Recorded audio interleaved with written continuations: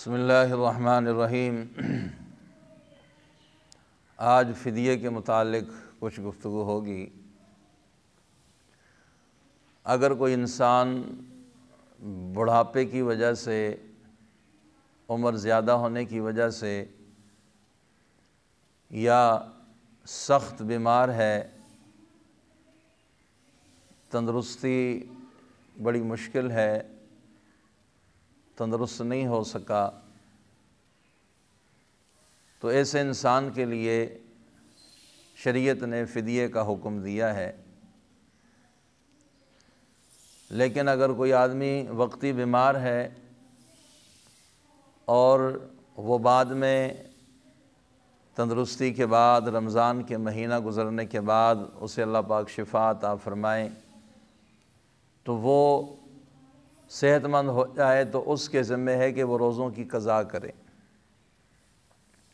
یہ مسئلہ بڑا قابل غور ہے، بڑا سمجھنا اس کا ضروری ہے۔ ہمارے ہاں اس میں بہت سی کوتاہیاں ہو جاتی ہیں۔ فدیے کا حکم اس شخص کے لیے ہے کہ جو زیادہ عمر ہونے کی وجہ سے جسم میں طاقت نہیں ہے، یا ایسی بیماری لگ گئی ہے کہ اگر انسان روزہ رکھے گا تو بیماری کے بڑھ جانے کا خطرہ ہے،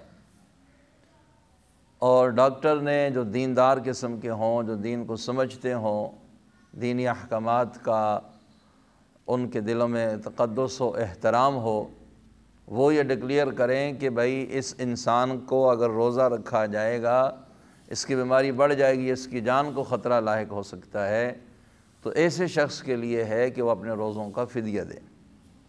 لیکن اگر بیمار آدمی بعد میں تندرست ہو جائے، ٹھیک ہو جائے، اور اس میں یہ طاقت آ جائے کہ وہ روزے رکھ سکتا ہے، تو بھائی وہ اپنے روزوں کی قضا کرے گا، اس کے لیے فدیے کا حکم نہیں ہے۔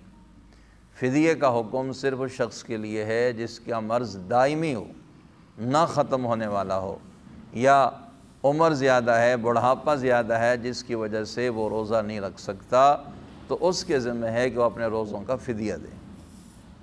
باقی فدیے کی مقدار کتنی ہے؟ فی روزے کے حساب سے صدقۃ الفطر کی مقدار 1 روزے کا فدیہ دینا ہوگا، یعنی 2 کلو گندم یا اس کا آٹا یا اس کی قیمت فی روزے کے حساب سے 2 کلو گندم یہ فدیہ ادا کرنا ضروری ہے۔ ایک بات اور بھی سمجھنے کی ہے کہ ہمارے ہاں یہ کر دیا جاتا ہے کہ جی میں فلاں کو روزے رکھوا رہا ہوں اپنی طرف سے۔ یاد رکھیں اس طریقے سے فدیہ ادا نہیں ہوتا۔ فدیے کی ادائیگی کی یہی صورت ہے کہ 2 کلو گندم یا اس کا آٹا یا اس کی قیمت فی روزہ کے حساب سے کسی غریب مسکین کو یا مدارس کے غریب طلباء کو دے دی جائے، یا کسی مسکین کو 2 وقت کا کھانا کھلا دیا جائے، اس سے فدیہ ادا ہو جاتا ہے۔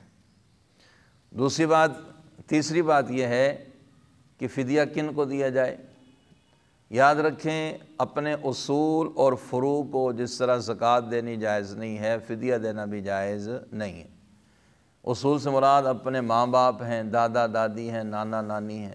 فروع سے مراد اپنی اولاد ہے، اولاد کی اولاد ہے، پوتے ہو گئے، پوتیاں ہو گئی، نواسے ہو گئے، نواسیاں ہو گئیں۔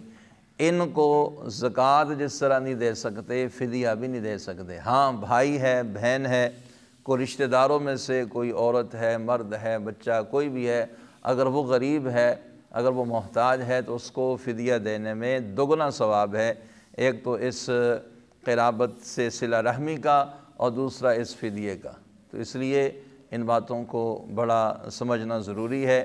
فدیہ صرف اس شخص کے لیے ہے جو زیادہ عمر ہونے کی وجہ سے کمزوری اتنی آ گئی کہ نہیں رکھ سکتا، یا ایک آدمی بیمار اتنا ہے کہ اس کی بیماری لمبی ہو گئی، اگر وہ رکھے گا تو اس کی جان کو خطرہ ہے، بیماری بڑھ جانے کا خطرہ ہے، تو وہ اپنے روزوں کا فدیہ دے دے۔